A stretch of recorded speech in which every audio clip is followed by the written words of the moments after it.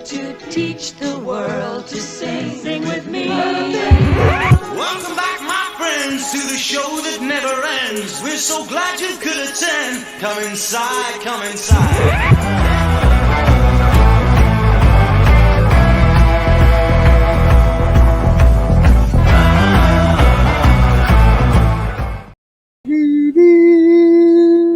I gotta put some words to that music sometime. I love that music, but I just don't have any words to it. So, we're gonna have to make your head bobble all over the place. Good evening, everybody. My name is Marco.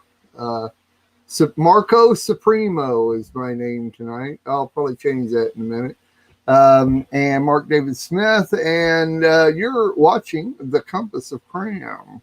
And we have several people that have decided that they want to cram on into the broadcast. And I put out these topics, and these people want to talk about those topics. And I'm glad they do, because they are things that, hey, I want some answers to.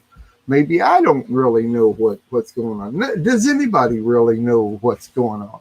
Does anybody really know what time? No, a little Chicago going there.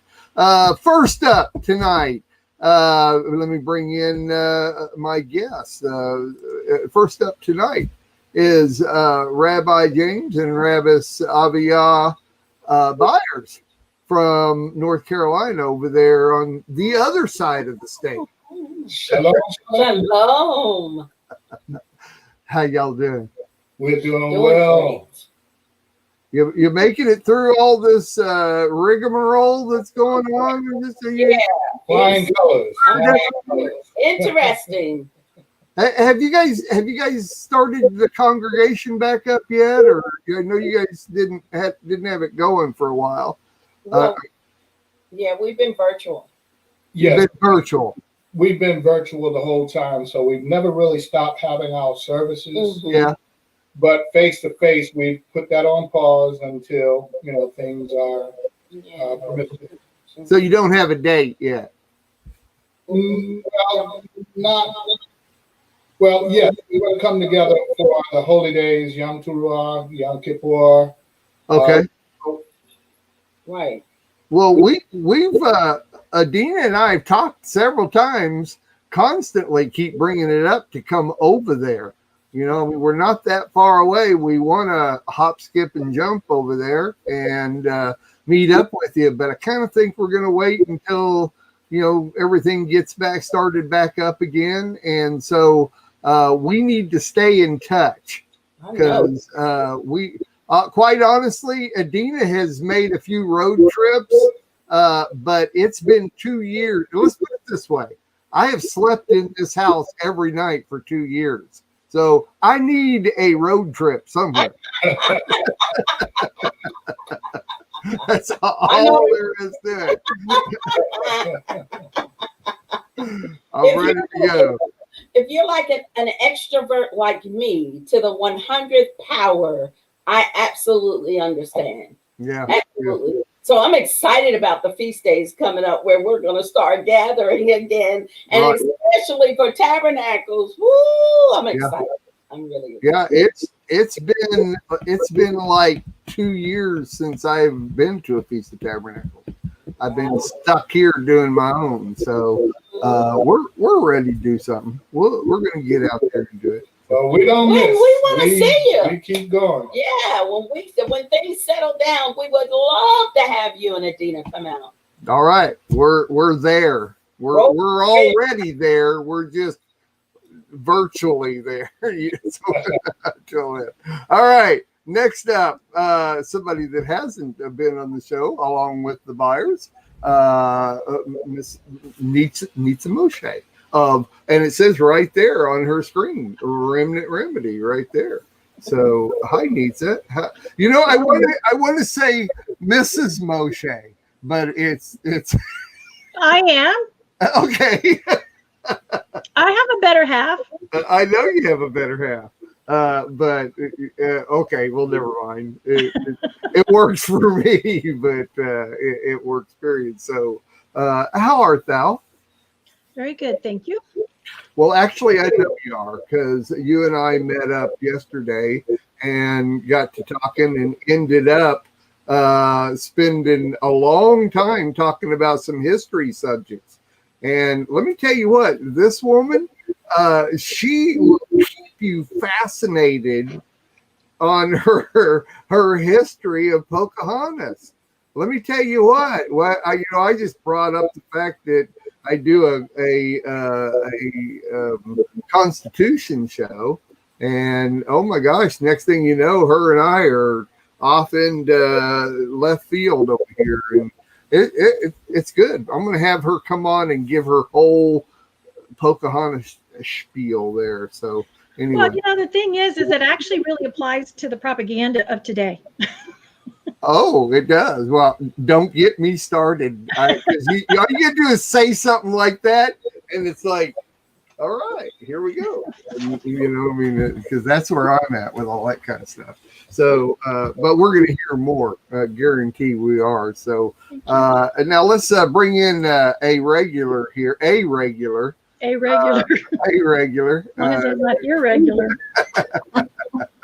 Well, the scene here is a little irregular, but she's a regular. So, because Rabbi Darryl is gone, or we're waiting.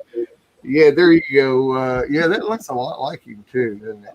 No, it doesn't. No, it doesn't. No, it doesn't look like him at all. So, hi, Milena. How are you? I'm well, thank you. It's always a very exciting thing to discuss the topics that you pick out, Marco, and looking forward to it. I don't mind being called Marco, but I'd rather be called either Marco Supremo or Mr. Supremo, if you don't mind. And we're gonna hold up. Let me take care of that right now. Reading your screen there, that's all. Right. Okay, let's do this right there. There's Marco Supremo. So now we'll go with that right there, which is perfectly fine. But of course, my other attitude here is he kind of knows me more as Marco Supremo. Leonard and I have got history. Hi, Leonard. How are you? He's got lag. Hey, Mr.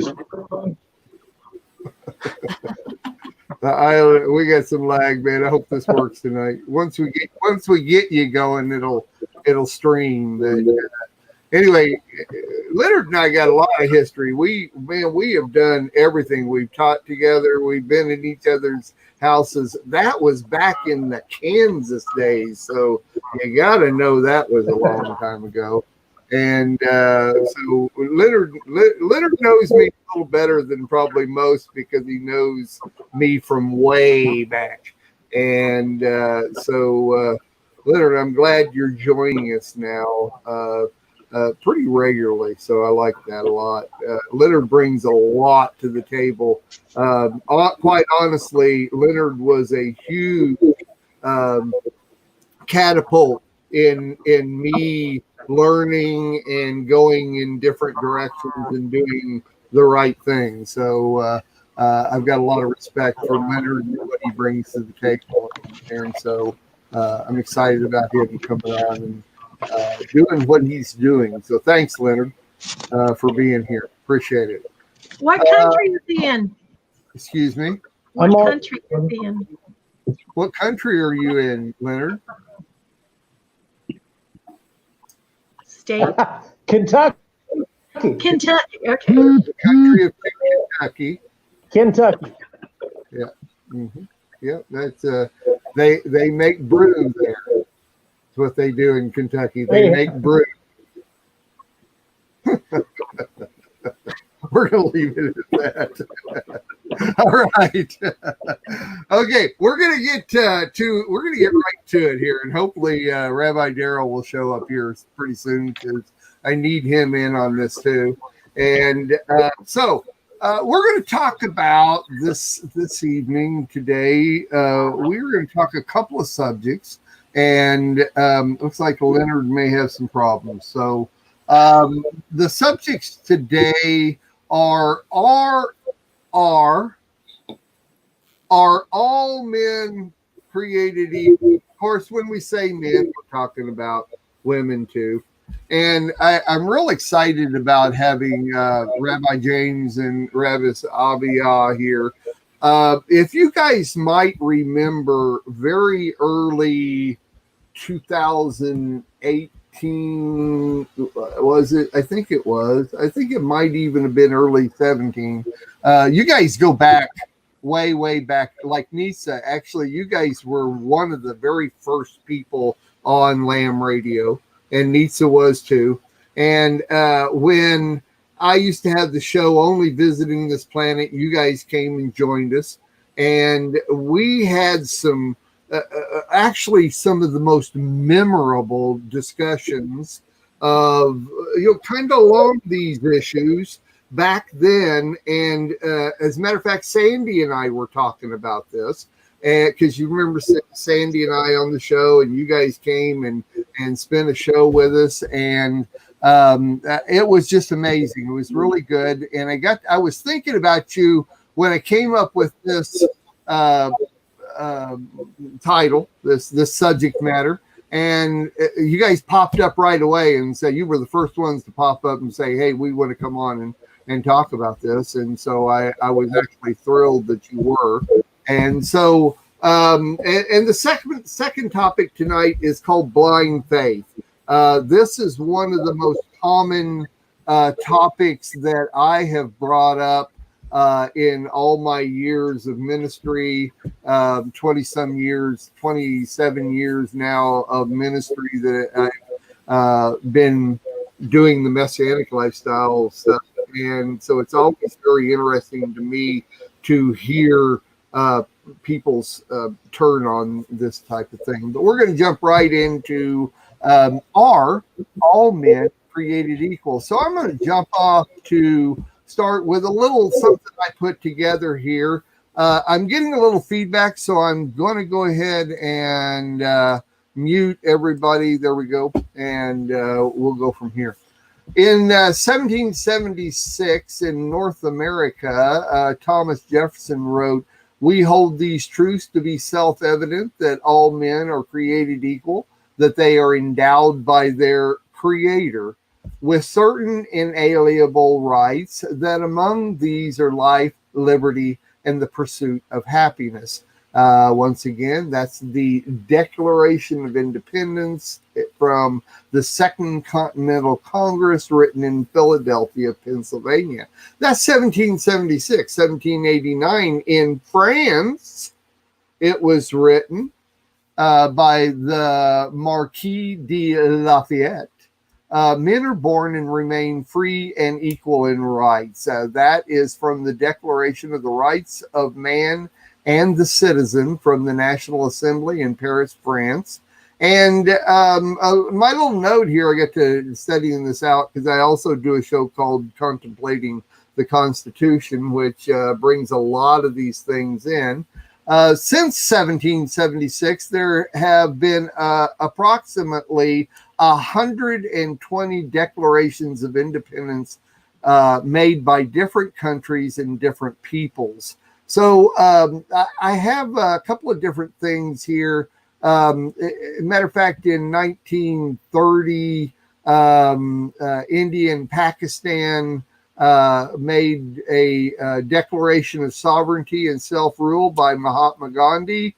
And it says, "We believe that it is the inalienable right of the Indian people, as of any other people, to have freedom and to enjoy the fruits of their toil." And a couple of other ones. In 1984 in China, President Ronald Reagan, speaking to the Congress of Shanghai, China, says, "We believe, and we believe it so deeply that Americans know these words by heart. We believe that all men are created equal and that they are endowed by their Creator with certain inalienable rights, that among those are life, liberty, and the pursuit of happiness." Take an American student or teacher aside later today and ask if he or she hasn't committed those words to memory. They are from the document which we call the Declaration of Independence. Also in 2014, Tunisia, in their constitution, says, taking pride in the struggle of our people to gain independence and build the state to free ourselves from tyranny, to affirm our free will. I think it's real interesting that, like say, 120 different countries around the world have also incorporated their own Declaration of Independence. So I would like to start this off by saying that when we're born, of course, we start off with an equality that I think each one of us can see. But as we grow and we are taught our ways of life and who we are and how we're brought up, basically the word halakha, the way of life, each one of us are brought up a specific way in that way of life, in that halakha. Each one of us take our own ways in life. And though you may be created by your creator as equal in his eyes, do we all see each other as equal in our eyes? So you can take it from any direction you want, politically, religiously, personal observation.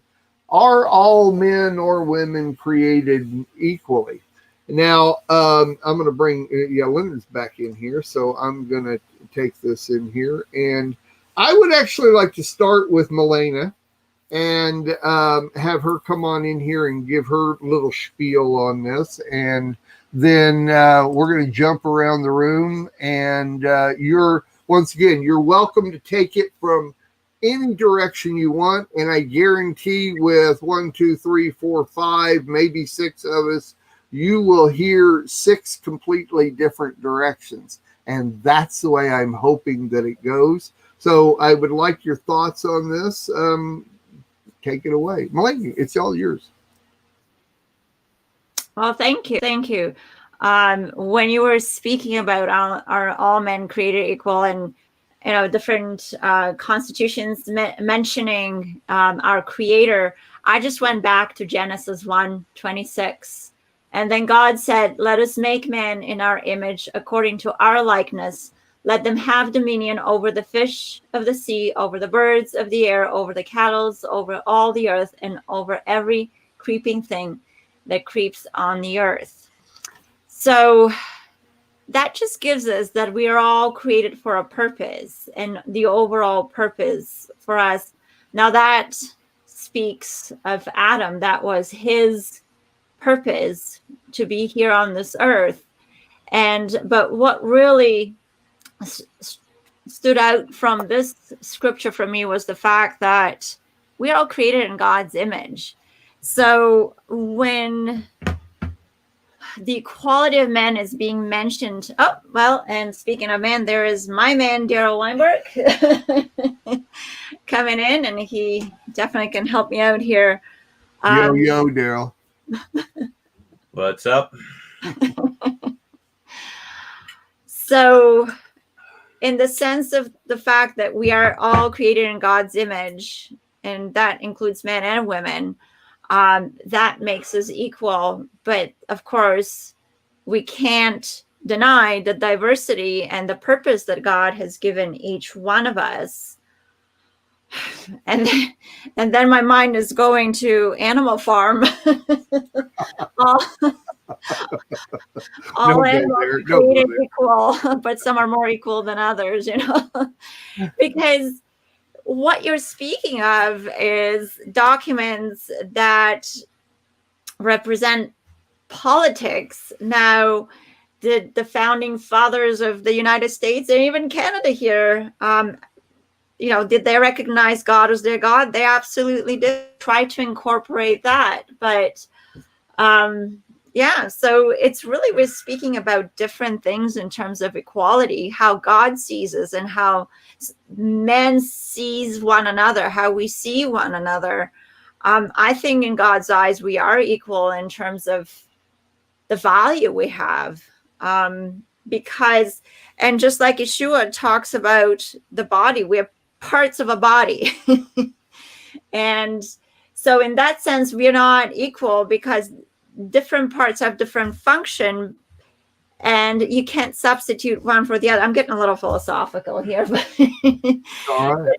yeah, it's just what I'm speaking of is sometimes there's just no comparison because of the different functions we have. So equality sometimes to me means that we're comparing, and I know God doesn't want us to really compare to one another, but to embrace our destinies and the function of the body that we have, really, so that we don't have that desire for one another. One of the curses in the gardens was that the woman will have desire for her husband's position. And I think also men and women, they just have different functions. Now, there is the order of creation. Can you kind of go over the order of creation? Because you've memorized that. And that's the other thing that was going in my head in terms of the hierarchy of the order of creation. Could you jump in for that one? Yeah. Because Darryl usually has taught on that quite a bit. And that's where Interesting. it's different. Paul's talking about in 1 Corinthians 11, where the reason why women have to wear head coverings is because of, number one, the angels. That's where it was, yeah. But he says there's God, Messiah, man, women, children, and then various critters that go underneath that. And so God always has an order of things. And women came from men and were designed to be a helpmeet. So although in Messiah there's neither male nor female, we don't have different standing. And so whenever any society has used the Bible in order to enforce a patriarchal system that suppresses women. Well, we're discussing really, are all men created equal? But then I started making it a bit of we're good. It's good. Yeah. I'm just from any point of view. Yeah, but I wanted him to talk about the order of creation. Yeah. So, when it says that all men are created equal, and that's in the U.S. Constitution, it's more along the lines that we all have equal opportunity. That doesn't mean every one of us is, communism tries to enforce equality, which is, of course, impossible. That's why I was thinking of Animal Farm, because I grew up in communism, and like as much as we tried to share all things in common. And I'll give you an example. Like my mother was a dentist back in communist Bulgaria, and she had her university degree and all that stuff. And she used to complain, I get the same salary as someone who doesn't have any education because we're supposed to all receive the same salaries. And it was really demoralizing for those who wanted to pursue something higher to do that, because at the end, and other than social status and recognition, you did not receive any other incentive to strive for better things. So going back to the point that men being created equal in the Constitution is the opportunity is equal, but I don't think the rewards or even what we receive should be equal, because it's not because, I do more, I should get more. But yes, you should. If you do more, you should get more. But yeah, I don't think at the same time, and then can we get into the welfare system and all that? I mean, this conversation could go on about equality, and it's more embracing diversity rather than trying to compare who is, higher, or are we all at the same level kind of thing. So Joe says that in Animal Farm, it was the non-kosher pigs that ruled. Well, yeah, and that's an interesting, why did they choose the pigs to be the ruling animals? Yeah, that's a good point, Joe. Because it's always the unkosher ones that want power. And that's, then being to the scripture where Yeshua said, those who want to be, what was it? Those who want to be first. Yeah, when the apostles asked him, so, who's going to get what status when we get up to heaven? And he said, those who desire to be first will be least in heaven, and those who humble themselves, I guess. And I don't know, I'm paraphrasing here. That's good. It's fun. Yeah, right? yeah. So when it comes to constitution, then God's economy, what happens is it's just completely different rules apply, and it's all upside down. So are we created equal? Well, we're all created in God's image.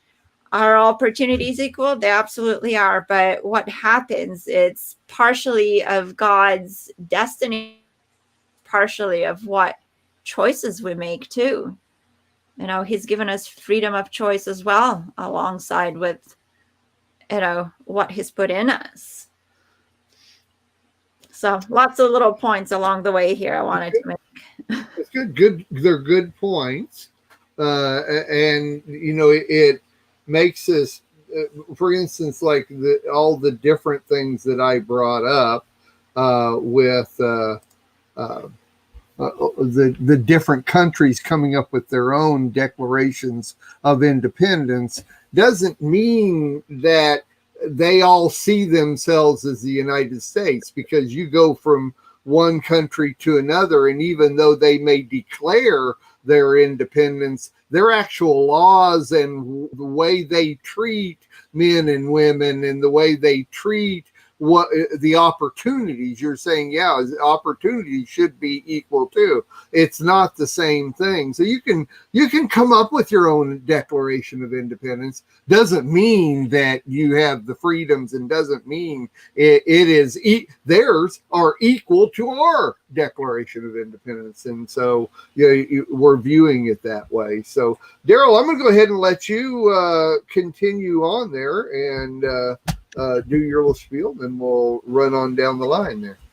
Well, when it comes to equality, when we talk about equality of opportunity, that, everybody, the whole purpose of the sabbatical year was to get a great big reset, because God understood that in an economy, some people are going to do better than others. Some people learn better, they study more, they apply principles, and other people are just called to do things. And so what God had to do is he had to put safeguards in to make sure that in a biblical economy, we don't have what's going on in the crony capitalistic economy we have in the world today, where those who have the power and authority ensure that the wealth continues to go to them. I had a conversation with someone a while back, and he said that when he was with me and in our study, he felt like he didn't know anything. And so, there was a big inferiority conflict. I know what it is. I just can't say it. You had a long day. I did. And then I just kind of looked around, and it was like, well, maybe if you had applied yourself to, the green screen that I got behind me here, the JPEG, the JPEG, that perhaps you might know a couple of things too. Is like, I have spent thousands of dollars and umpteen hours devoting myself to the study of biblical things. I should know more than you. And so therefore, if I have something to offer someone, if I've applied myself, listen, you want me teaching the Bible. You do not want me doing heart surgery. Okay? So, we all have our area of expertise, and we all have our calling, and it's where God has gifted us. The reason why I'm not a heart surgeon is because God didn't gift me in that way, and so there was never any interest in it. So that doesn't mean that a heart surgeon and I are unequal. We may be unequal in, our finances. We may be unequal in certain abilities, but as far as our standing before God, we both have the same thing. So when it comes to being equal, we really need to define what we're talking about. And the problem is that the enemy takes terms like that and then corrupts them. And I've said many times that if you talk to a Mormon, they will use the exact same terminology as we do, but they mean entirely different things. And so we have to define our terms in order to really be on the same page as to what we're talking about. But the one thing that, God has made very clear is that we are equal in him. God doesn't have favorites. Yeah, favorite children. But he does have intimates. And those who press in towards a relationship with God more so will benefit more. And that is the way that it should be. Anybody who works harder should reap the benefits of that. Amen. Amen. Very well said. Very good. I like you had talked about the wicked, their wealth, and it brought to mind that, even the Lord says the wealth of the wicked are laid up for the righteous. So you almost have to understand that the wicked and the righteous are not equal by any means whatsoever in God's eyes, even though they may be, as the saying goes, that all men are created equal, that they are endowed by their creator. They are created by their creator as equal, but as they progress in their life, they no longer are equal. So the key word may be created here, but as we go into our life, we become a lot less equal by our choices that we make in our life. So I'm going to jump it to Leonard there. Leonard, are you ready to go, my friend? You're always ready to go, my friend. So we're going to hear what you have to say. Well, we'll see if I've got rid of all my lag issues. It sounds like I have. You're good. I really appreciate what Rabbi Darryl said.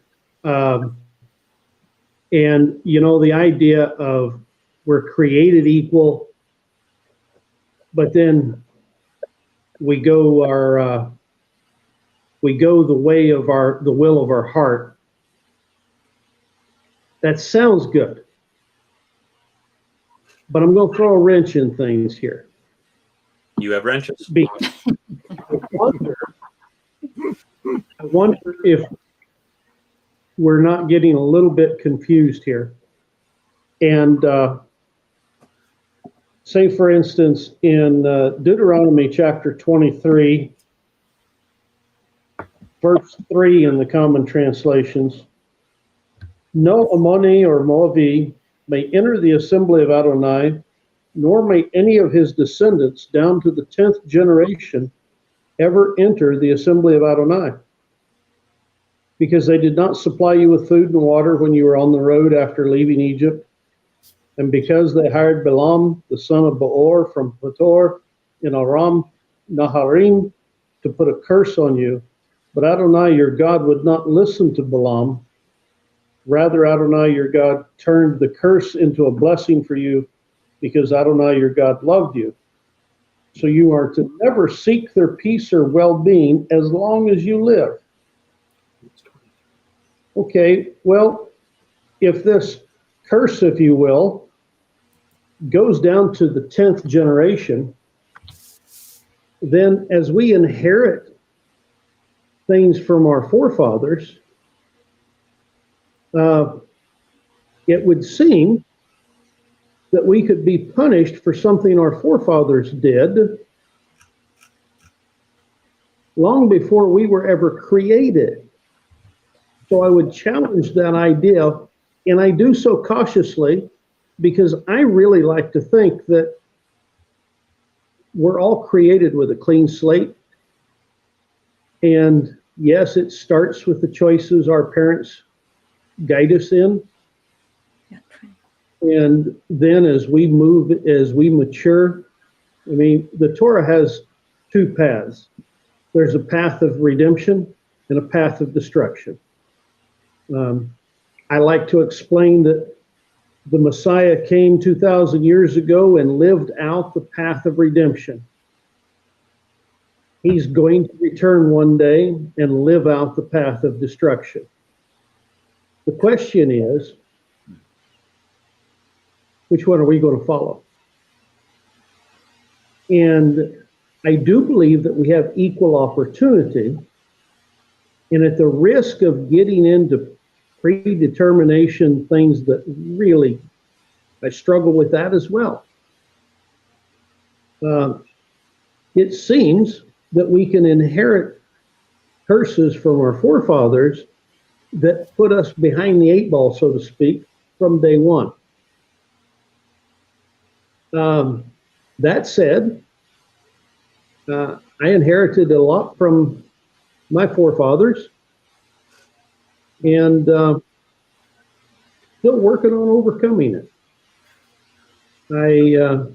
I do think that God gives anyone opportunity. I do think that His Word is the path to redeem ourselves. And that doesn't mean I think we can work our way into heaven, but we can be a whole lot better neighbor if we work at it. You know, after all, most theology agrees with the idea that, hey, we want to go spend eternity with God. We're going to God's house. What rules do you think are going to be going on there? Yeah. Are we going to show up and tell God how things are supposed to be run in His house? No. We're going to be living by His rules. So we need to spend time here on earth learning what His rules are.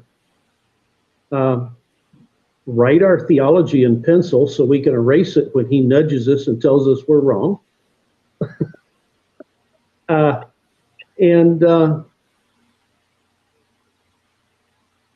struggle with living up to our Creator's expectation. So I don't know if I answered anything or if I just muddied the water. Questions. You created more questions, and I don't know a rabbi that wouldn't do it that way. Well, my nickname is Ramblin' Rabbi. It's been many years since I wore the title, and it's there as a nickname. And the reason that it's Rambling Rabbi is most of the time I'm just rambling on with thoughts that are in my head. I haven't worked them all out. And so, you know, there was a day I used to spend the time and work out every message. I just don't have that time these days. Let me ask you, Leonard, are all of your children created equal?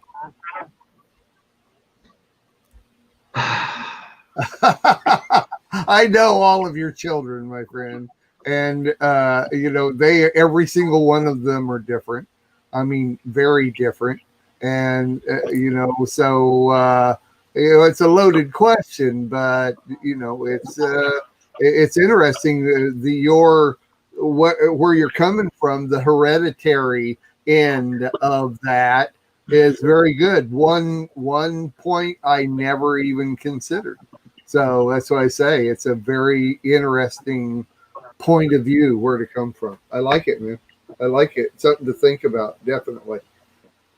Thank you, bro. Thank you. Appreciate it. Byers, Rabbi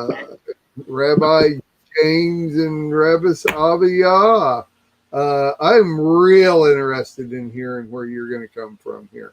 So are you guys ready? I know you are. I know you guys are ready. So let's hear what you guys got. And you can take it individually or both? And because I've interviewed you, and when you guys talk, you go back and forth, back and forth, back and forth. So, I like that a lot. It's very well done. So it's all yours. All right, well, shalom to everyone once again, and thank you for this opportunity to take part in such a thought-provoking message and topic. And so I've enjoyed over the years taking part in the different aspects of Torah and topics that, Mark, that you have come up with. And this one is, I tell you, this one is a doozy here. So, yes. So to kind of get us going here, since we have different perspectives, I think it would only be fair that we come from a perspective that is very near for us, instead of going so general, just to kind of bring in a specific that pertains to people of color, our designated piece of creation. So the topic here is, are all men created equal?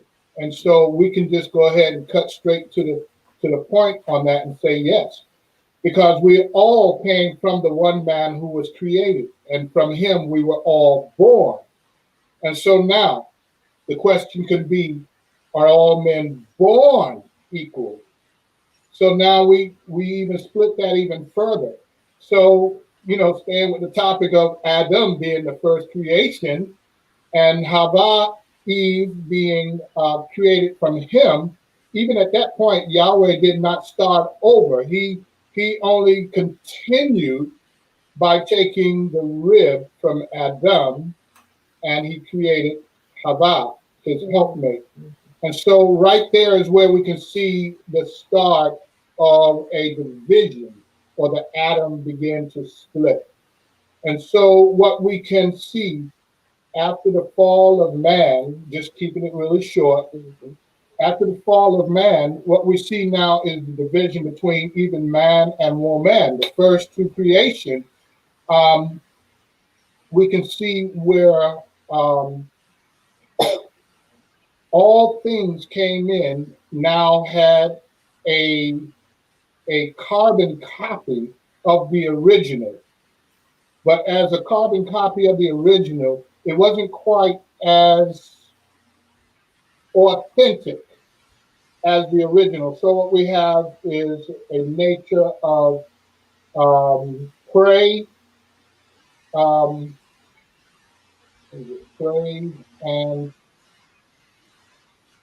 when one thing is a prey and the other one is you're talking about like the ecological system. right. Yeah, something feeds upon. Right. So from there, I'll think of it in a second. The word I'm trying to put this in a little neat. Predator. Yeah.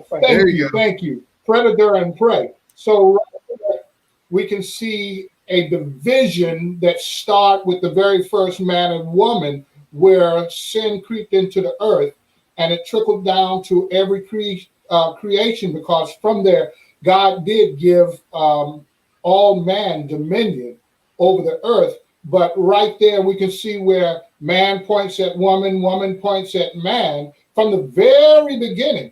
And so from that, they even had the audacity to point at Yahweh, God, the creator, and say, the woman you gave me. And so right here, we can trace this nature of predator and prey all the way back to the garden. So just to look at the question of, are all men created equal? That's a loaded topic by itself. And so, Mark, that's your fault. I love it. You did that. So with that, I'm going to jump right into a topic that you can probably guess I'll go to, which is, let's hit the 1776. Now, what I need for you each of you to do who are listening to this broadcast, I'm going to skip a whole lot of talk that I could do and just give us the top bread, the bottom bread, put it in a little sandwich here. And so how do we get to 1776 and the Declaration of Independence and what we call the Declaration of Independence? And what sounds good, I've already heard it stated, what sounds good, but it may not always be good because it's not equal to all men. Because in the original intent, it is that all men and women are created equal, but we divide from there. We have, again, the nature, the animalistic nature. Who was created first, man or the animal kingdom? The animal kingdom. They were created on the sixth day, just as we were on the sixth day, the land animals I'm speaking of.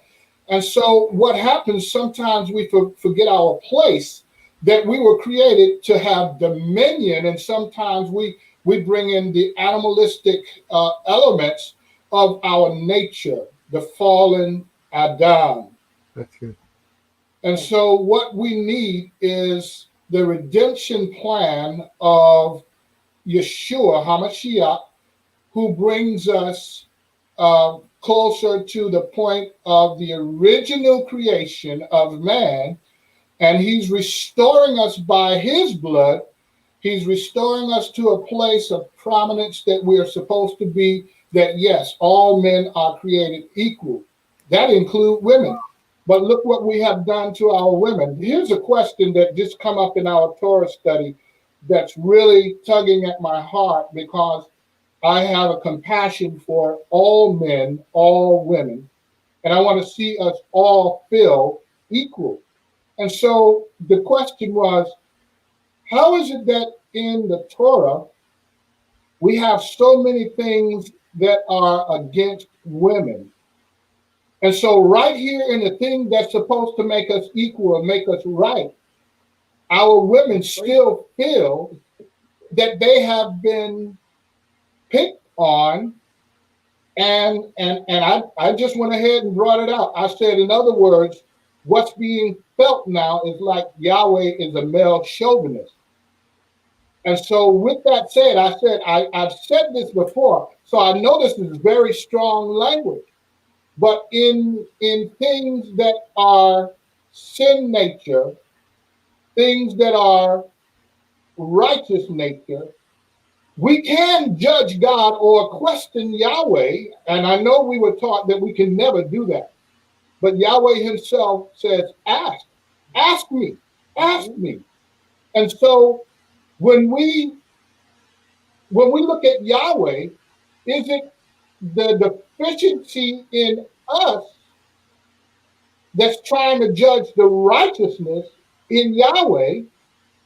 And so what Yahweh has done is he's became us. He's became man, the fallen man, and he's taken on our image. And so once he's taken on our image,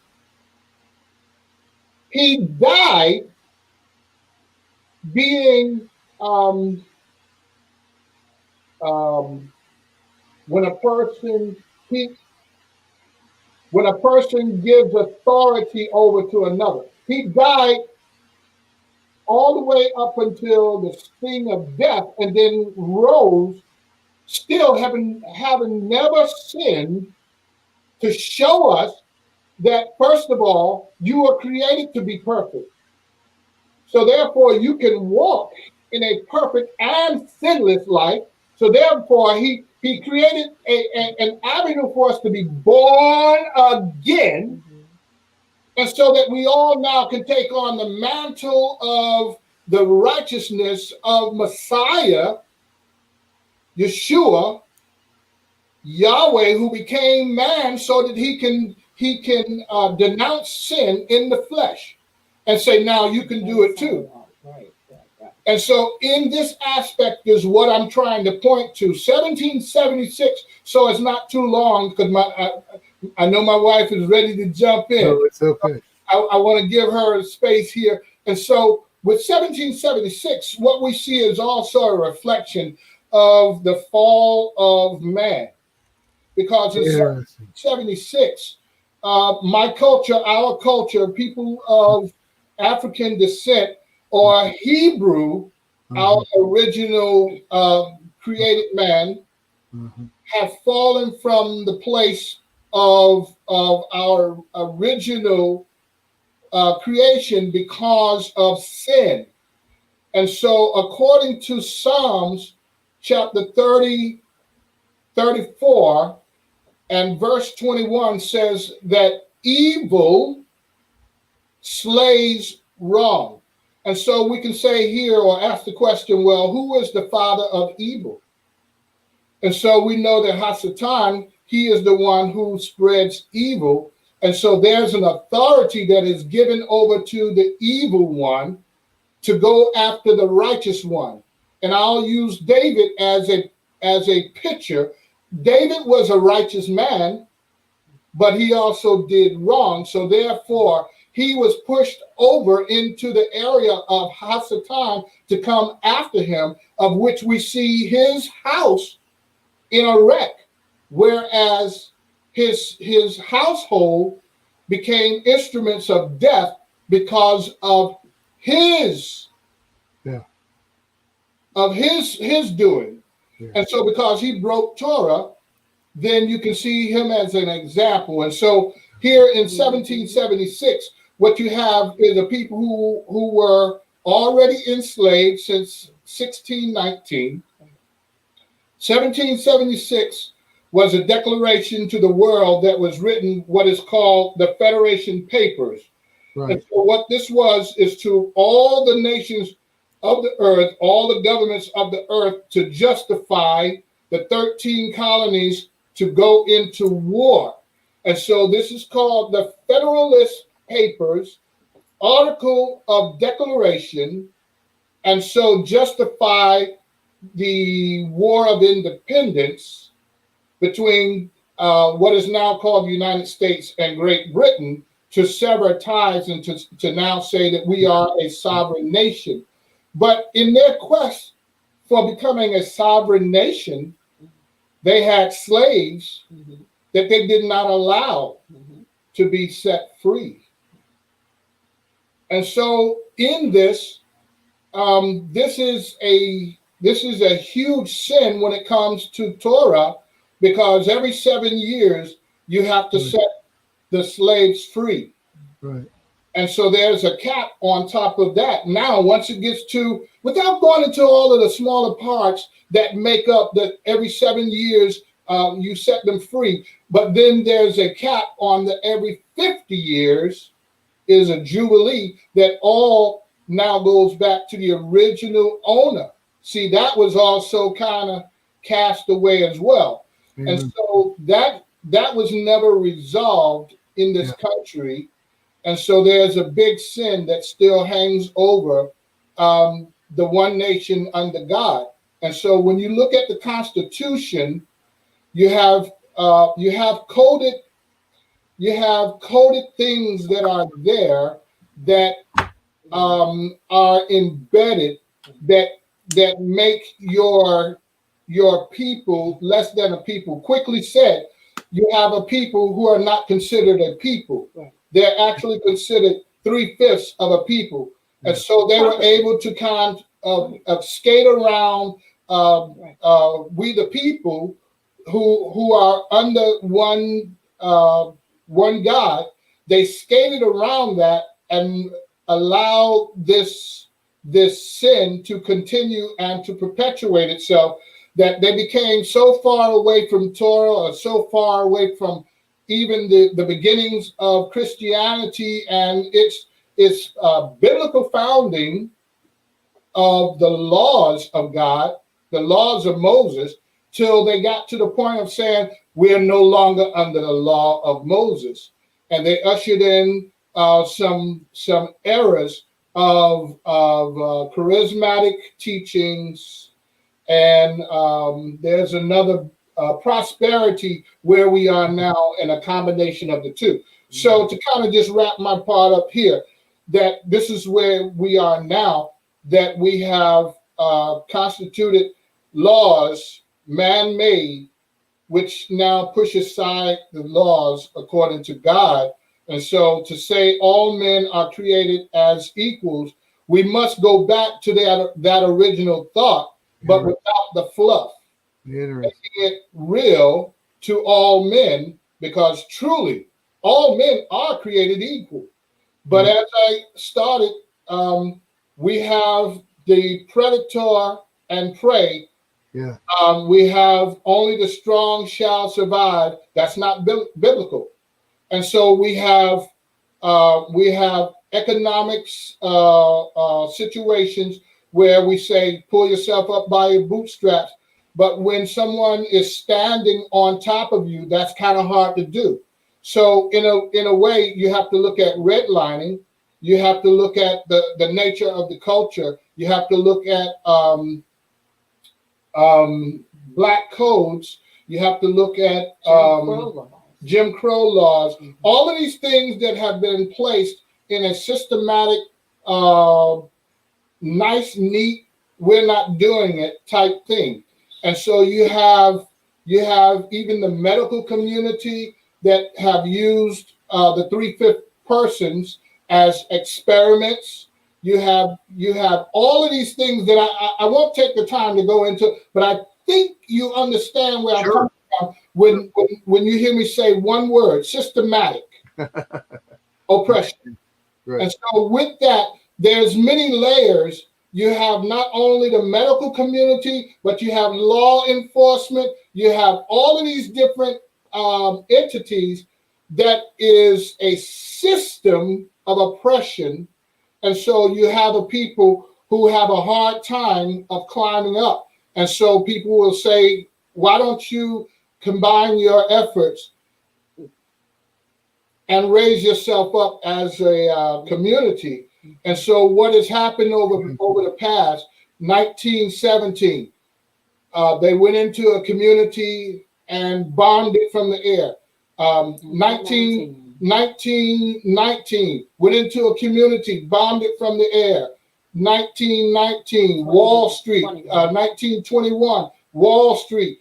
There's things that has happened to us where they have massacred our people over and over. And every time you try to take a community and combine them, you're put back at zero. And so it makes you very much afraid to stick your neck out, because somebody's going to chop it off and the next person have to start because you did. Okay, I'm going to let Rabbis come on. You're good, brother. Very, very unique way to look at it. And I knew you were going to come up with a unique point of view. And I really, really appreciate it. I do. It's matter of fact, I'm going to go back and listen to it again because it was well said, very well said. Before we go to Aviyah, Darryl and Milena have to leave. So, hey, thank you guys for popping in and gracing us. I knew you had to go, so I made Shalom. Well, good to see everybody tonight, and we'll do this again next week. We'll be back. Right. Shalom. All right, thanks, guys. All right. Shalom. All right. So, Aviyah, hey, I know you're going to be as unique as James. Well, maybe not as unique, because I'm going to really split hairs now. All right, good. Bring it on. Bring it on. So, my sister went to, Genesis, and I often, think about that. We're created in the image of our Elohim. Actually, Adam and Hava were created in the image of Elohim. We are created in the image of the fallen Adam and Hava. So there's, what does that mean? What does that look like? What did Adam and Hava look like before the fallen state? What did this world look like before the fallen state and before the sin came in? So I'm going to kind look at this from a little different standpoint, because I always say that there are two kinds of people in the world. One that is Yahweh's and the other is that's not. So either you're his or you're not. And I go to Matthew 13, where Yeshua is talking about from 24 chapter 13, 24 through 30. And he's talking about a man who sows good seed into his field. But then at night, someone comes, his enemy comes and sows within his field this darnel, this evil seed, this black seed. So then as they go and they look at it, the servants of the master come and say, Master, Master, did you not sow good seed into your field? Then where does all this darnel come from? Where's all this black seed? Where's all this evil come from? And so he said to him, he said, the enemy, a man, has done this.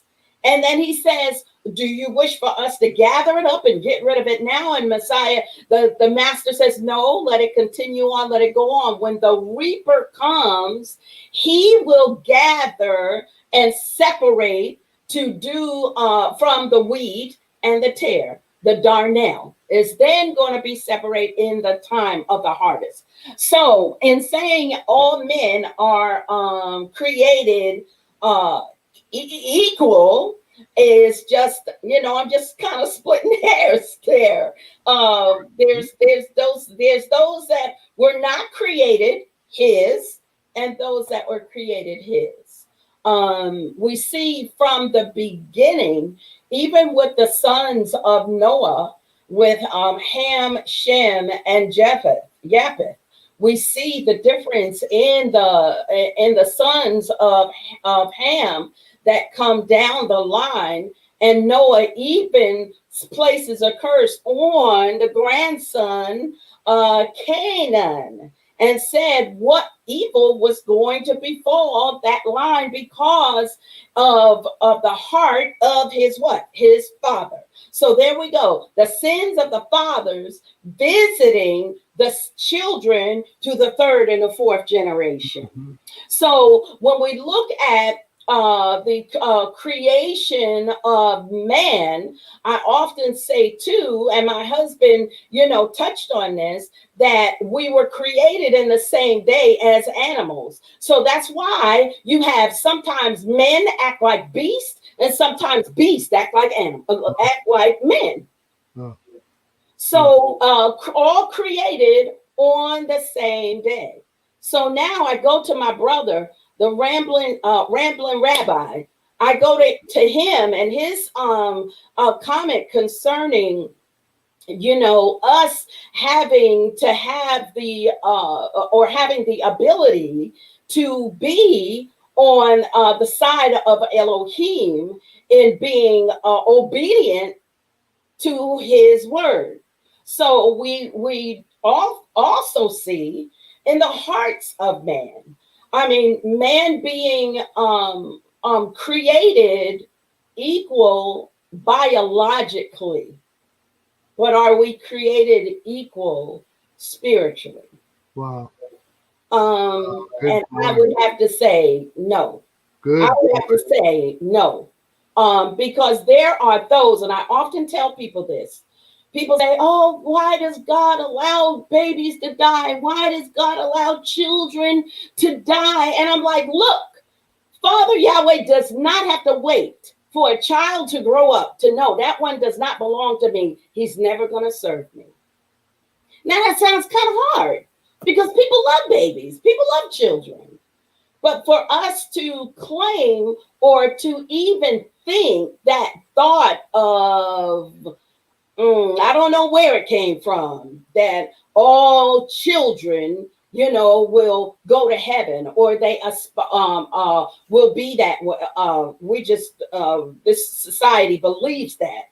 But we see Messiah Yeshua saying that, a tree is known by the fruit that it bears. So if the tree is no good, what's the fruit going to be? No good.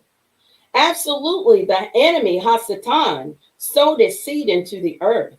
And at the time of the threshing, when the Ruach HaKodesh does his work on the threshing floor and blows away that chaff, and then it set fire, then the wheat, the weightiness of the glory, the esteem of our Elohim in his people will bring us to the ground where he can wrap us up, bind us up, and put us away for the kingdom to come. So I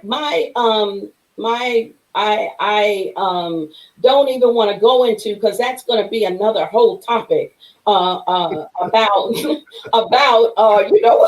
what happened during that time in 1776, because my mind just cannot fathom a people fighting for independence when they have a whole nother people enslaved. Yeah. I don't understand that mindset, but I understand that this society is run by money. It's about money. It's about power. It's about prestige. And that's what that whole slavery debauchery was all about. It was about money. People are still living and gaining, have gained wealth that they will never be able to use from that 267 years of free labor. So, but like I said, I'm not going to go into that because that's a whole nother topic for now. But no, I don't believe that man is created. All men are created equal. Wow, really well said. Thank you so much. The aspect of the difference of being created biologically or being created spiritually. Oh my gosh. People ask me, why do you come up with these different titles, these different subjects? It's because I learned so much from all of you guys. I really do. I mean, I have my own thought process and my own ways that I look at things based on my points of study and things, but this opens things up so much. Very good. And I mean, follows right along with what Leonard was saying on hereditary, your generation after generation of following there.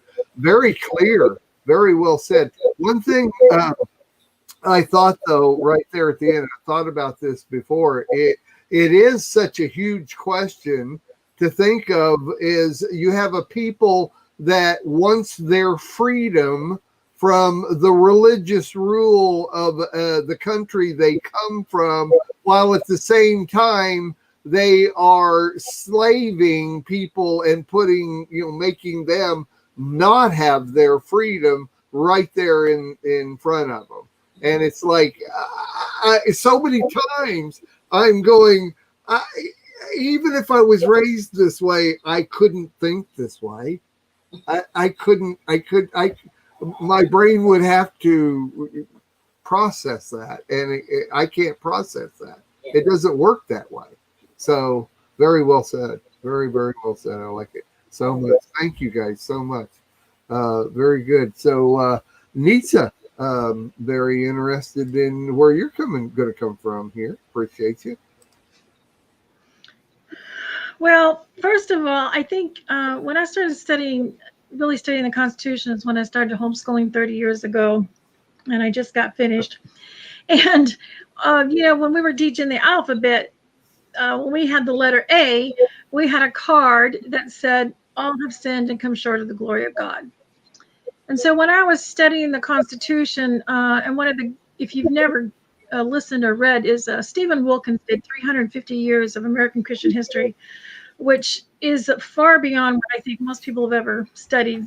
And so I have a couple of comments and questions. So one is, it says that we hold these truths to be self-evident, that all men are created equal, that they are endowed by the Creator with certain unalienable rights. Well, my first question is, So if you don't have a creator, you don't believe in a creator, do you have any rights? If you don't want a constitution of America, do you have any rights? And so I learned this. And when I think of that, if are all men created equal, I look at it as all have sinned and come short of the glory. In other words, we all are equal in that we all have sinned and come short of the glory of God. And I think we are created equal because we were made in his image.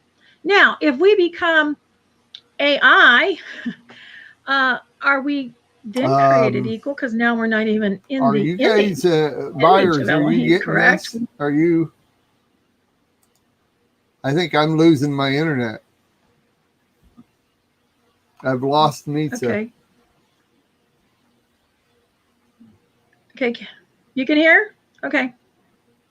I guess I'll keep talking.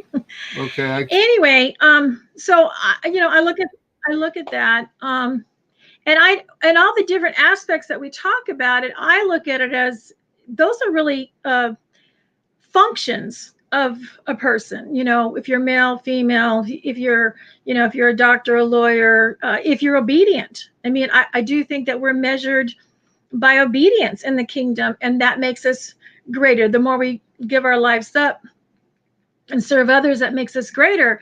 But that doesn't make us not equal in that we're all children of created by Elohim. I mean, that's kind of like, that question you had for the child. Are all my children equal? They're all equal in that they were created in the image of Elohim, and they all have sinned and come short of the glory of God. But their gifts, their talents are all different. So I think when we get into some of these other aspects, we're talking about maybe some different things. One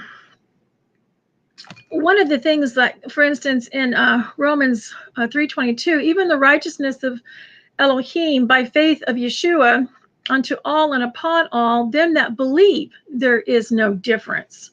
So here's a qualification of, in our forefathers, we're writing this with the concept that we were going to be a Christian nation. For all have sinned and come short of the glory of God is that verse.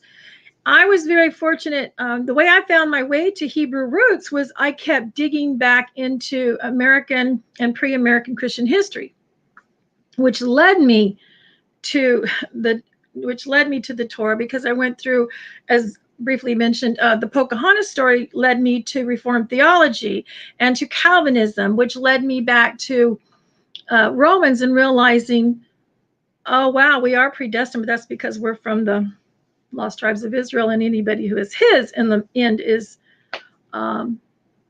predestined in that sense, not the way that it's necessarily taught.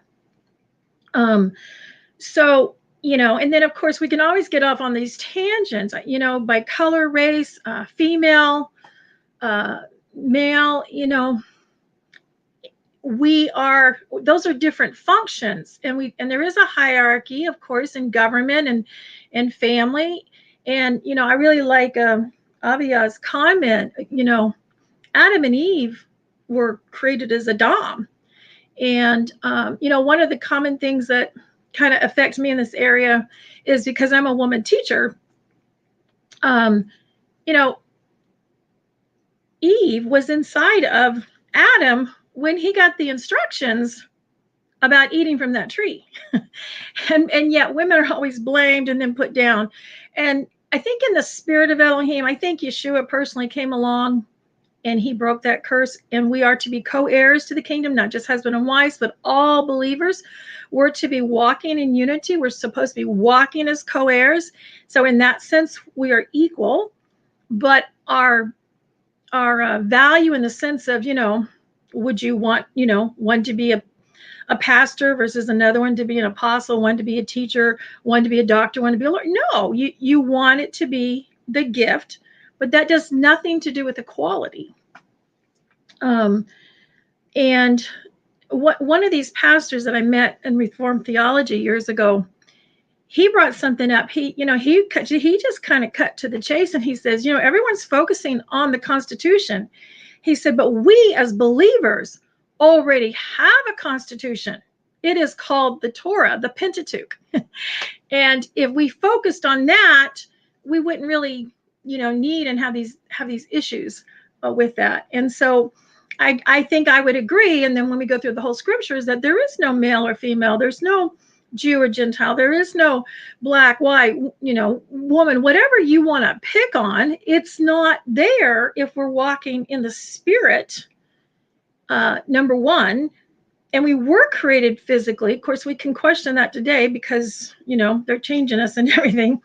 But I guess that's really just how I focus on it and how I remember it is we are all sinners. We were all created. We do, back to the epigenetics and the DNA, the sins do go down.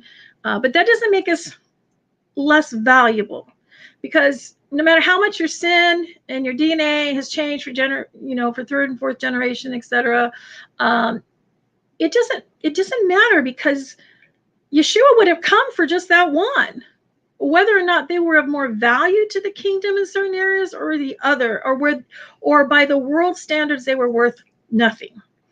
So I think pretty much that's the gist of it for me. So we can't hear you, Mark. Are your speakers off? I lost my internet there for a while, for just about 2 minutes, but I got I got most of what you were saying. So value. Now, see, I have an extensive study that I've been doing for a long time on value, and that is right there. It really does go along with this so much. Is that we are created equal of what value, and of course the key word I think in the whole thing is the word created. I think each one of us have capitalized on that and shown the offshoots from there without the word created. Are all men equal? If you take the word created out of it, are all men equal? And are all men of value?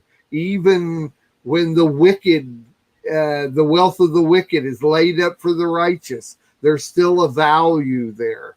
And I mean, the man in prison is still, he may not be by physical rights to the state or the country that he's put in prison, but he still has a value to the Lord. And if anybody has value to the Lord, should have value to us. And that's the way we need to look at it, is that in the sight of the Lord, if we are one with God, one with Yeshua, and we follow his ways, his halakha, the way he wants us to walk, then all men are of value. I'm so glad you brought that up right there at the end, because that is exactly the way it is. And that's even going back to 1776. These people that wanted to be their own people and get away from people that didn't see them as value, those same people were seeing other people as a lesser value. And so yeah, I persecuted believers on top of it. So I mean, the concept was totally, I was going to say, on the other hand, I think the word's clear that he cuts off the trees that don't produce and trees that represent. Aviyah was talking about too. Yeah, I agree. So righteous. Every bit of this has been real good. And that's what I love about doing this, is the different points of view. Every one of them overlap. Every one of them connect with each other and work with each other. And they're all very, very good. So thank you all so much. And putting all of that together is good. I like the way it connects. So All right.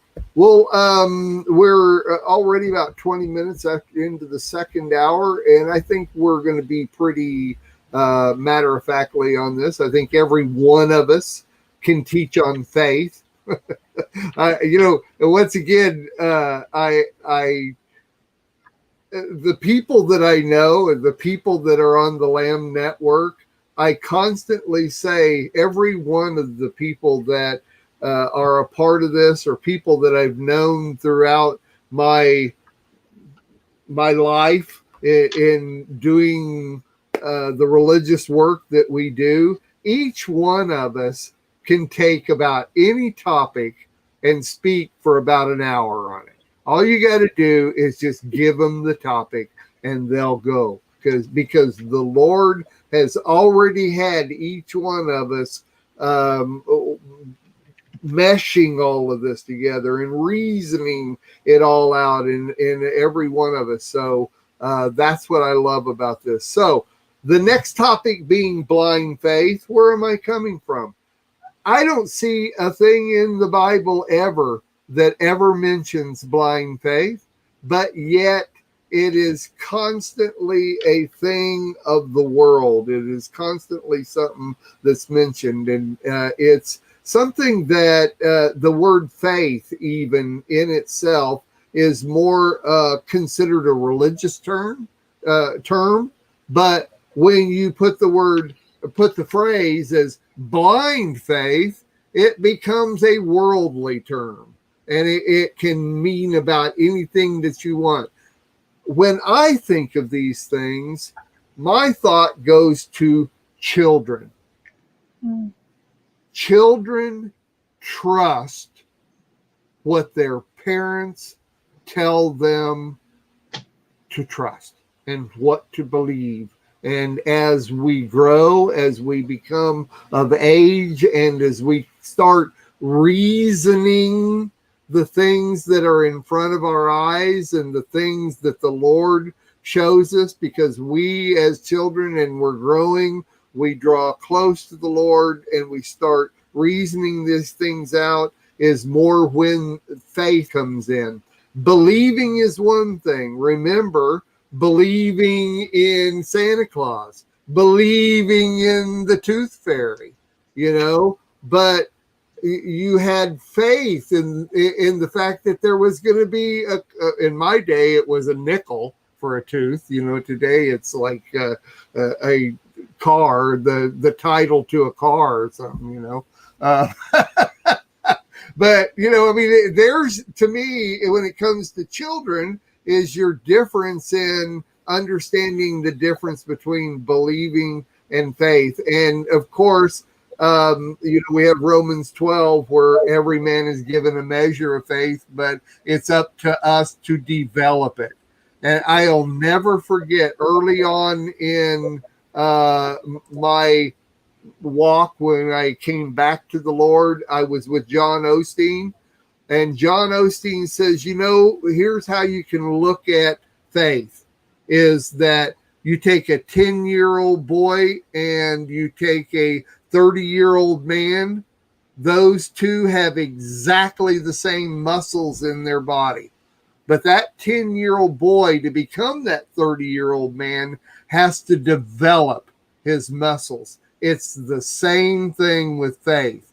The only way that you can have faith is to develop that faith. That within itself tells me there is no such thing as blind faith, because we are not born that 30-year-old man. We are not born with our faith developed. We have to develop that. And how do we develop it?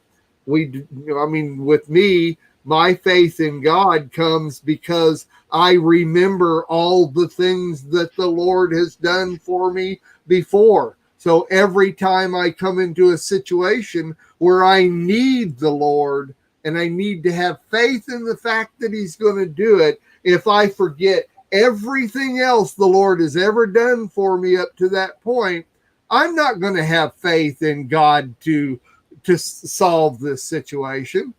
But if I have developed that faith by remembering and working on those things that the Lord has done for me before, then I will have faith again. So, once again, there's no such thing as blind faith in my eyes. And so I'm opening it up. Anybody want to go first? Yes, Nita, come on. I totally disagree. All right, good. I will love it when we get counteractions. When you talk about, to me, blind faith, what I picture is going to the edge of a cliff and jumping off. Uh-huh. And it goes right back to what you said. Do I trust? The hardest commandments are trust and wait. And it goes back. If we trust him, if we totally surrender our life to him, then that is trust. And faith is really more faithfulness, about being the action, the verb of being faithful.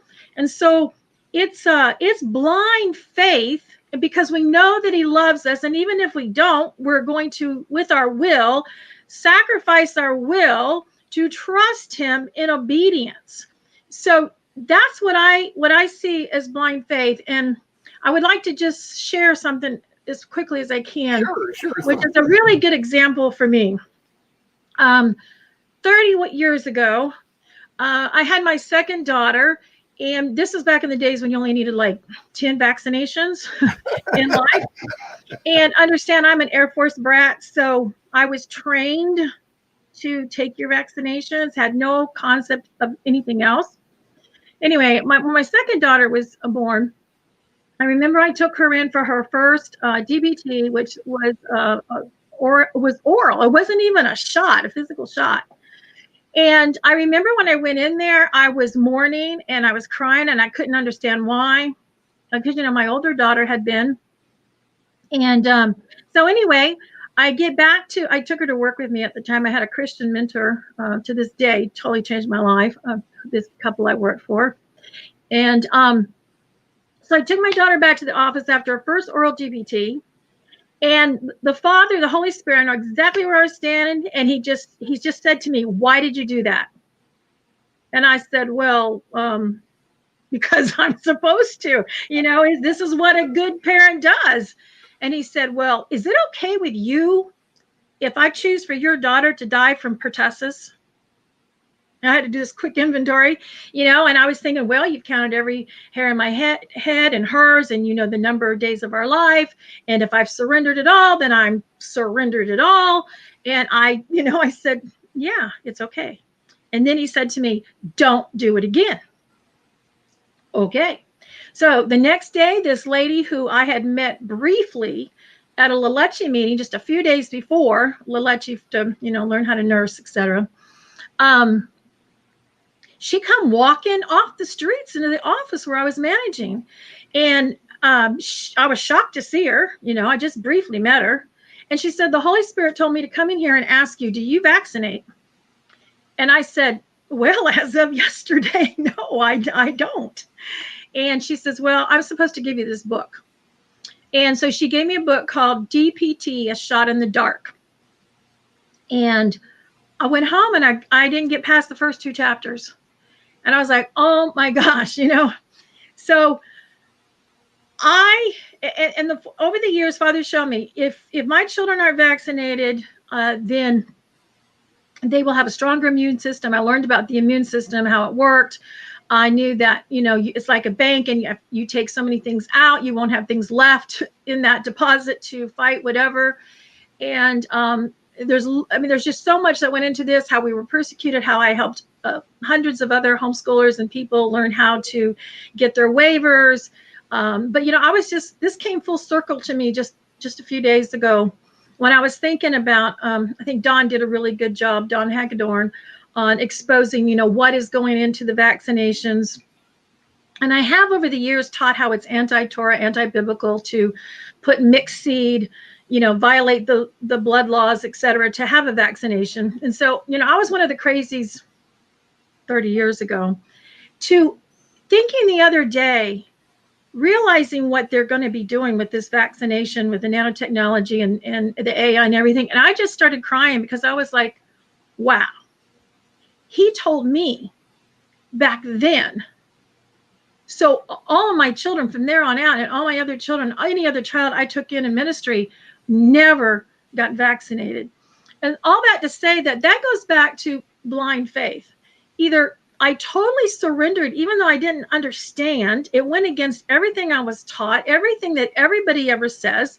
I've been persecuted. I have been dragged through the courts for this kind of thought.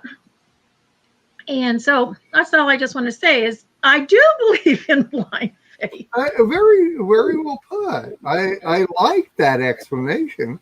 That's good. I think maybe it could be the same thing, only a different perspective of looking at it. For instance, like instead of trust, I might use the word rely on the Lord. See, and trust being a different thing, relying being a different thing, so that it's not so much that I don't have faith. I don't have a faith in that. I rely on the fact that the Lord is going to lead me on the right path. And so there's my faith on that. But once again, my mind is still going back to, why do I rely on the Lord? And it's because of my past. When you're a child, you don't have those experiences to rely on. As an adult, you build experiences to learn to rely, and then you use that as faith. That's my way of looking at it. So I get it. I like what you said. I mean, it works. But maybe it's just a different process. It's a matter of will. I mean, I think that when you have those experiences, that does help you go, oh, wow, you got me through this and I had no idea. Yeah. But there were just so many times that I was like, I have no idea how this can be good for me. You know, it was totally blind. I couldn't see the path. I couldn't see the light. You know what I mean? So. Sure. All right, Aviyah, you're just busting at the seams over there. Come on with it. Could you tell? Well, my sister, I don't know that I would classify that as blind faith. And I'm going to say this so that you understand where I'm coming from, because I'm just really a real literal thinker.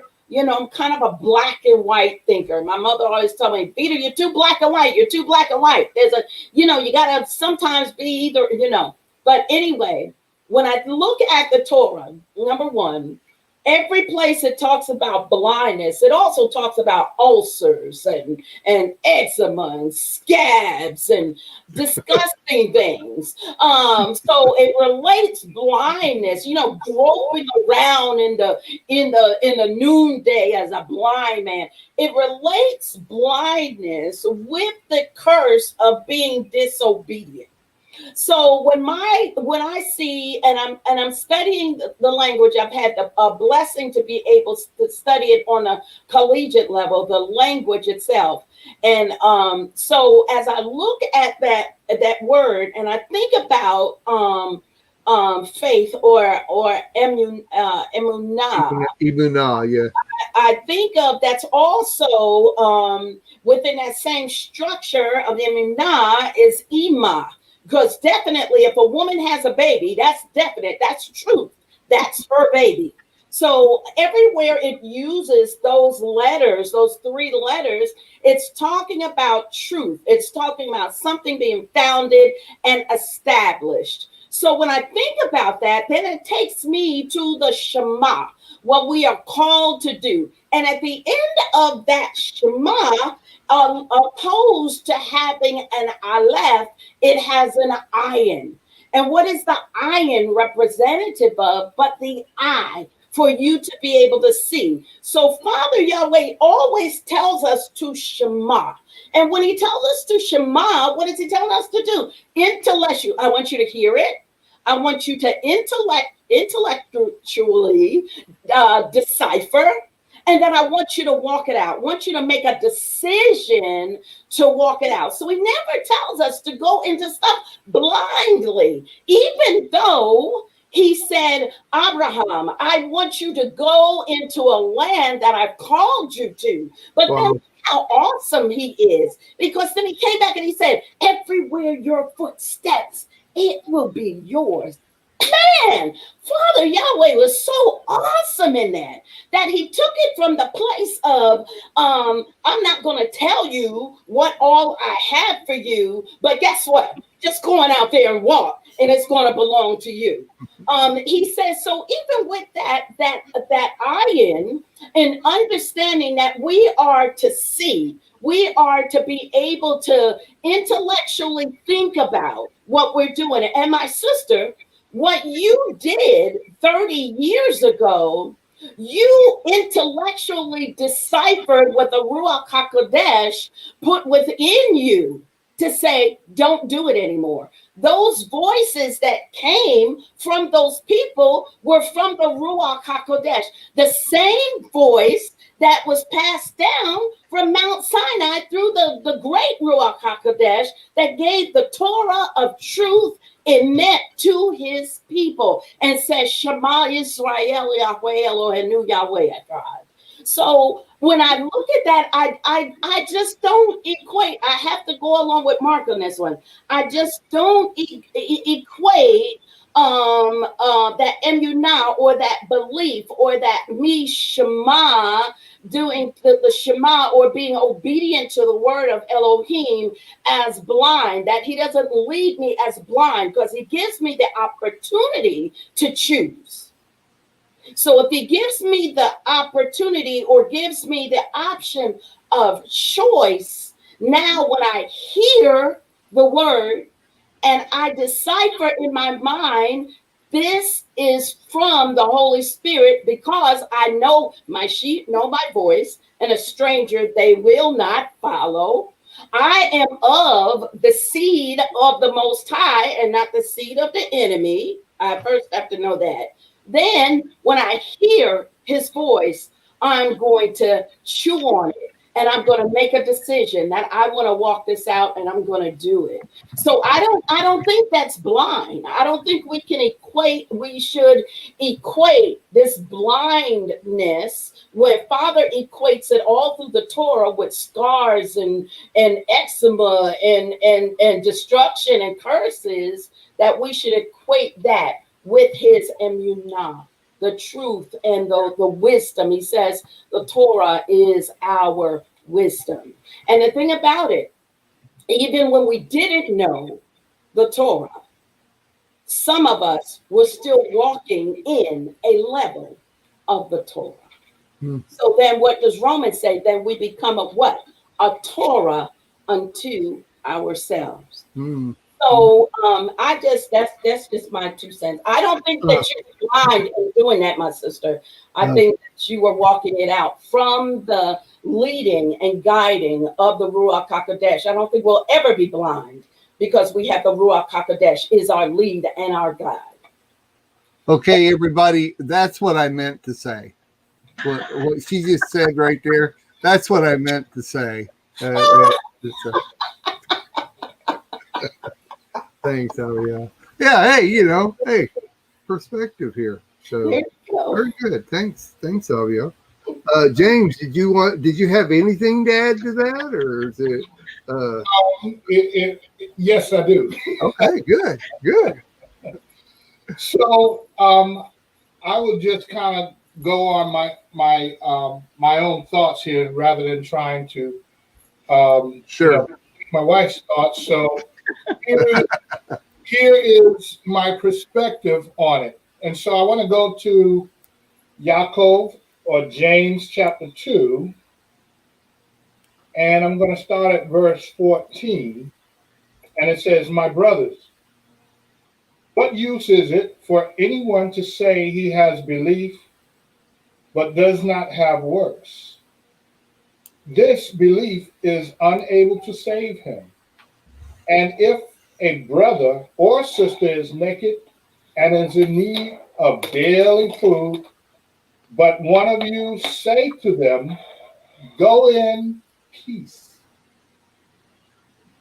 be warned and be filled, Be warm and be filled. But you do not give them the bodily needs. What use is it? So, also belief, if it does not have works, is in itself dead. But someone might say, you have belief and I have works. Show me your belief without your works, and I show you my belief by my works. So right here, what I want to do, verse 19. You believe that Elohim is one, you do well. The demons also believe and shudder. But do you wish to know, O foolish man, that the belief without the works is dead? So here's a major question that is being brought up. So here's the argument and both sides of the argument, and I want to try to pull out of it what James is really going for. And so Marco Supreme. So let's look at what's really being abstracted here, but salvation. And so using the word in the construct of faith, I don't want to erase what you brought in, but I want to just kind of show that this is kind of a Band-Aid. So I'm going to leave the Band-Aid on, but I just want to say it's not really faith, because we don't really get what in Christendom or the Catholicism really intended here for what we need. What we need is talking about belief. So instead of the King James that says, show me your faith without works and I'll show you my faith by my works, what he's saying is, show me what you believe. And so to bring in a stronger argument, I'm just gonna remove the Band-Aid, but I want to leave it there, and so we'll put it back on. So I'm bringing in the word belief, in other words. So the word belief is a stronger argument for me that brings in a little more light or enlightenment what his argument really is. It's talking about salvation. And so to be saved, as it would be spoken in Christendom, to have the salvation of eternal life, to have salvation and the promise of redemption, to have salvation and the promise of protection during the wrath and the outpouring of God's displeasure on the earth. This is what salvation really is about. What is my status when salvation is being poured out? What is my status when my flesh is standing in front of the judgment of Elohim? So what we want is the salvation of God, because what happens is two things. At the outpouring of Yahweh's wrath, two things is happening: salvation and deliverance, or wrath and destruction. It depends on what you do after your belief, because it states that even the demons believe and they shudder. That's not good enough. Belief is not good enough. But if you want salvation, you must first what? Believe. It is impossible to please Elohim without what? Belief. And so now once you believe and you say, I know him, and I think this is either 1 John or 2 John chapter 2, where it says that he who says he knows him and keep not, chapter 3, keep not the commands is a liar. I know that's strong, but that's New Testament. That's the Brit. And that's what a lot of our church brothers believe. So my argument here is, are you saved? Or do you wait to close your eyes to find out you're not? And how can we know? And this is what he's bringing up by splitting the two, because there's a salvation of my body in my obedience. And Nitsa, I believe she said it also, Rabbi said it. It's the obedience that you must now do once you believe. You must walk now a walk of obedience to Elohim. This is why he said, if you love me, do what? Keep my commandments. And so unless we keep the commandments, now we're walking in the threat of destruction based on Elohim's Torah, that if you sin, now you're liable to be stoned. But because of Yeshua's death, Romans 8:2, we're no longer stoned. So the threat of sin and death is no longer immediate, but it's still valid. Yeah. So we must now walk a walk of obedience. If we claim salvation, we should not wait to death or wait till he comes and he says, depart from me because I don't know you. Why is it that he says, I don't know you? Because you never met me in obedience. I was kind enough to give you my salvation based on your belief, because it's not based on works, it's based on belief. Yeah. But once you believe, it's not good enough to just stay there and say, I believe, because even demons believe and they shudder. But now you must have works to go along with your belief, which is what Galatians chapter 3 is telling us, that we now must, once it's not salvation it's not the salvation that Moshe gave them to go into the promised land. It was the Torah that he gave them, which was the schoolmaster and teacher until the Messiah comes. And once the Messiah comes, there's no longer, as Galatians says, need or necessity for the schoolmaster, because the master is here. And so now that the master is here, you believe on him, you do well. You can have salvation. But now once you believe, now there comes a walk of obedience. Stopping right there. Amen. Blind faith. So the point of blind faith, I will say that what is really nudging at is you don't need in belief, you don't need to walk in the obedience of the Torah to have salvation. And so in that is just to trust him.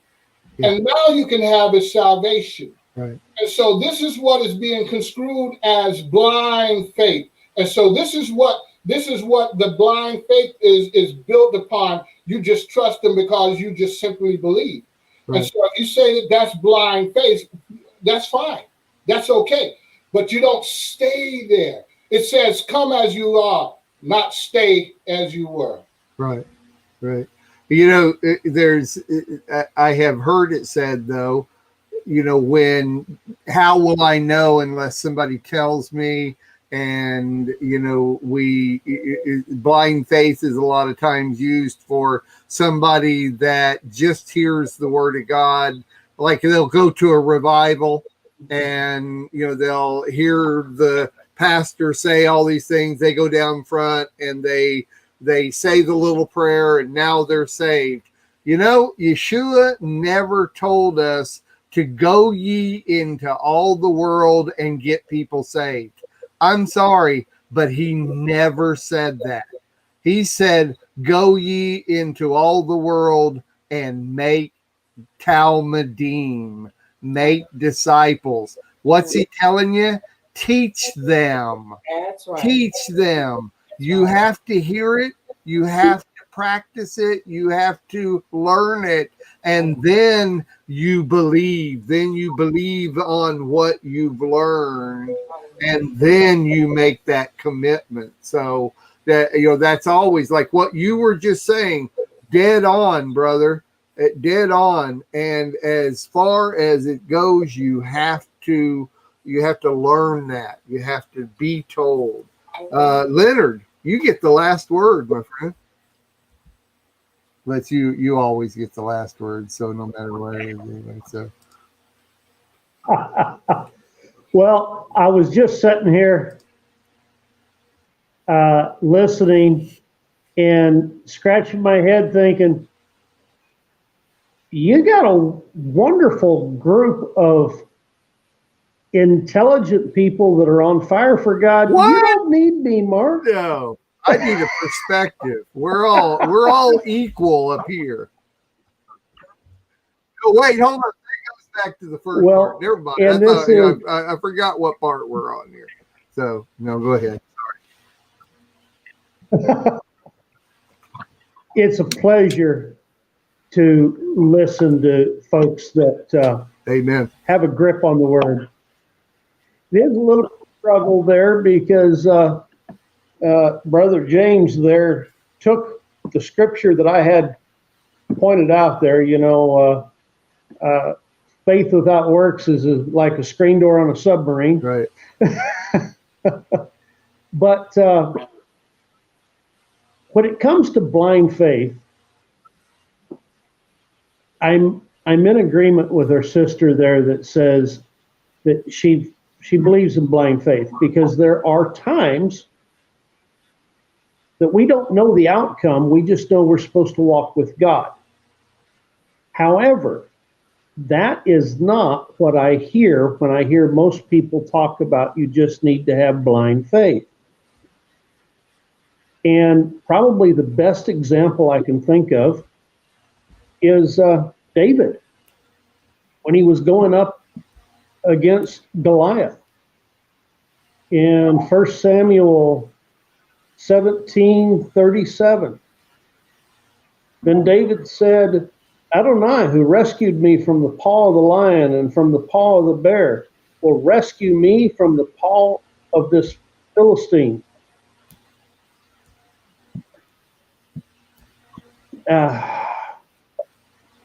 At the risk of Go ahead, risk. Talking. Go ahead and risk. Pardon? Okay. I don't, many times in the church, and I have seen it in the Messianic movement as well, people aren't taught to walk with God on a daily basis. They're not taught to give over their family budget to God. They're not taught to decide what they bring into their home on the television according to the word. They're not taught to raise their children strictly according to the word. They're not taught to make those tough decisions about vaccinations. We're taught to just go along with the flow. And I'm going to say something here that's going to kind of tie the 2 hours together.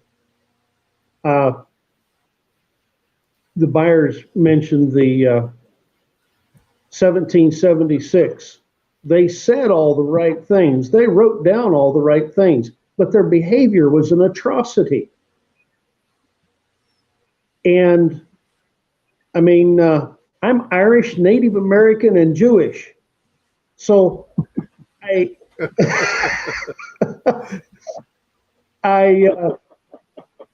have a little bit of an understanding of that, but not quite the same, because today I'm not treated the same. And we have to learn how to follow God wholeheartedly, regardless of what people are doing around us. And that's the only explanation I have for what happened in 1776.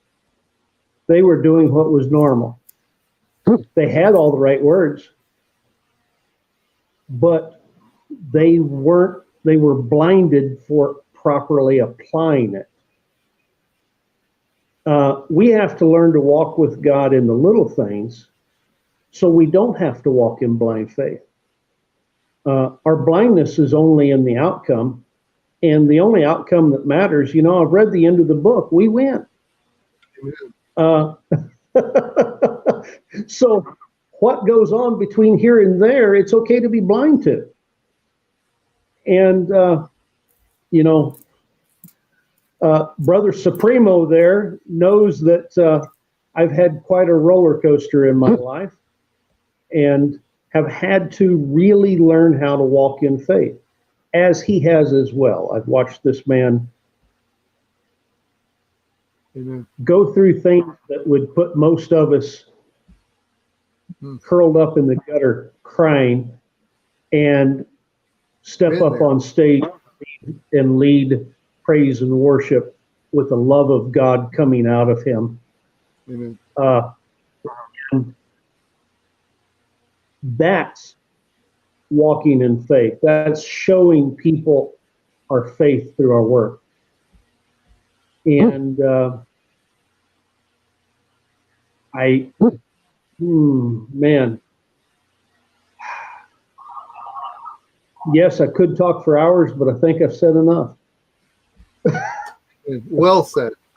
Very well said, brother. I appreciate it very, very much. And you know, it's what's great about it. I love it that we do have differences. It's not only differences of perspective, but differences of opinion on these different things, and that's what discussion shows are all about. If we all agreed, yeah, it would be fun to hear the different perspectives, but it'd be a little bit boring. You know, I like the counteraction and the different ways of looking at things, and that's what it's all about. I say discussion shows that literally solve the problems of the world, right? We do it right here on this show. We solve the problems of the world. So and we do it with us. So very well said, everybody. And it gives us all something to contemplate as we're going along and we think about. And I want to thank everybody for joining us tonight. The Byers are from Melo HaGoyim Learning Center in North Carolina, and they do a show by the same name on Thursday evening, so you can look that up. I think it's at 6:30, isn't it? 6:30 Thursday evening Eastern time. And Nitsa Moshe does Remnant Remedy. She's been around forever, literally forever. She was one of the very first people on the Lamb Network, the Lamb Radio, and hopefully we'll get her back doing some live stuff here pretty soon, because she is alive. And when you get her doing live stuff, she's a live wire. But Remnant Remedy, what's the website? Remnant Remedy, remnant.com. .com. Is there another one? Just that one? Well, yeah, but you can get to the Livingstone's Tabernacle from there. You can get to the YouTubes. You can get to the 3 stores. You can get to articles. I have a bunch, but they're all tied into that. All right. So, and we're going to get her on here more often. So we're going to have this week, starting this week, we'll upload 3 parts of the 2 witnesses versus the destroyers of the earth. Awesome. So look for that. If you are, you subscribe to the Lamb Network YouTube channel, you'll get a notification on that. Go to the website. Forget YouTube. Just go to the website. There are literally, I figured it up a couple of weeks ago. We have over 1,300 videos on the website, and there's over 2,400 hours of video, Messianic videos to watch. We've got 30 live broadcasts, and well, there's not quite 30, but pretty close to 30 live, and more coming in. I got 2 or 3 on the line here that are coming in, and several things going on. Go to the website, MessianicLambNetwork.com, MessianicLambRadio.com. It's massive, literally massive. There are at least 13 to 15 different videos on each Torah portion.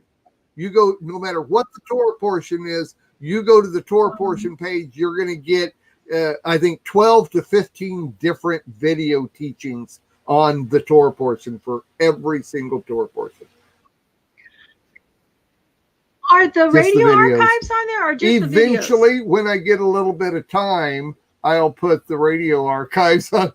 So, you know, I was going to say, I mean, just on my radio archives, like there's 150 or 150,000 plus are hours of from those, Messianic but- Lamb. So when I get time, Yeah. probably in 2043, something like that, you know, I'll probably get those up there. After the You wrap. know, possibly, who knows? You never know. But who, you don't know. And Leonard, he's just around. I'm begging him to come on to the network and do a show and get more involved. Leonard, tell them about your Torah teaching and where they can find that. Well, on YouTube, it's RSS, Rogue Scholar Society. And each week, well, our editor, we skipped a couple of weeks. It's in the can, but it's not up yet. But we target a 30-minute program covering each Torah portion, which means that we don't cover the whole thing. Abe and I get together, another member of our local congregation, and we just chew on what the Lord gives us that week for the Torah portion. It's kind of a teaser. Our idea is to get folks hungry enough to get studying for themselves, not to tell them what to think. Amen. It's been quite a blessing. He does that with Abraham Lincoln every week. So, you know that's got to be good. So, thanks, brother. Hey, Byers, where can they watch your congregation every Sabbath? Can they do that? Is that on YouTube or?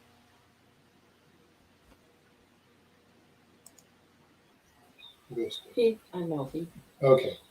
Actually, we do. We have a live Sabbath service every Sabbath.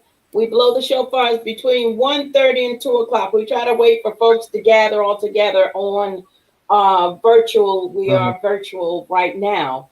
And it is on. Oh, okay. It's in a Zoom room, though. So anyone would like to take part in that, they just need to send an email to melohagoyim@yahoo.com or rabbi@melohagoyim.org. And if they send us an email, we'll send them the link and the password, and we'll just let them right on into the room. And we have that every Sabbath. Then every Tuesday night, we have a Hebrew perspective where we go through our Torah, half Torah, Brit Hadashah teaching for the upcoming Sabbath. So we have those two things going on besides our Thursday night show. Now, do you guys record those?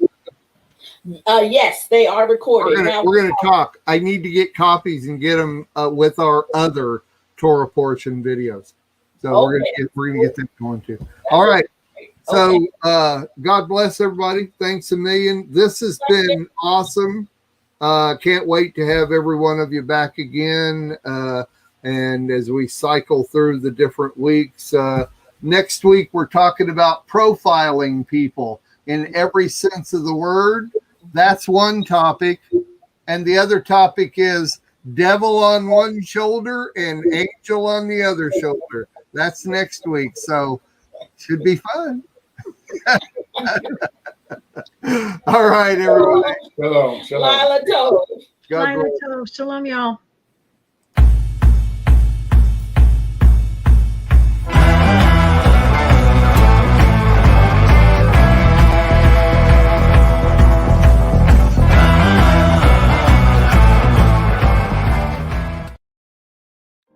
We are richly blessed to bring you what we believe is the fullest, most diverse, yet up-to-date progressive teachings, discussion, and prayer programming you can find anywhere on this planet.